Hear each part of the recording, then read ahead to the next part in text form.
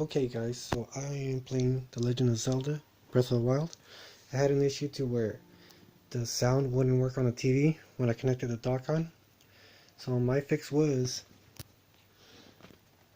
disconnect this,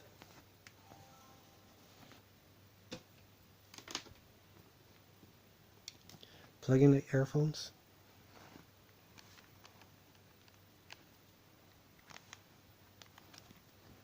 give me a second.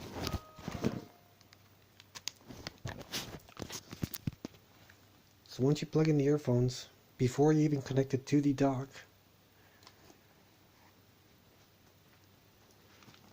just straight plug it in.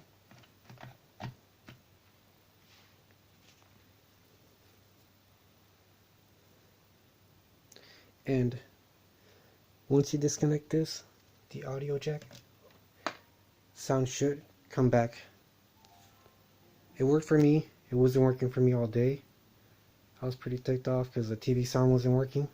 So give that a shot. Let me know if you have any questions.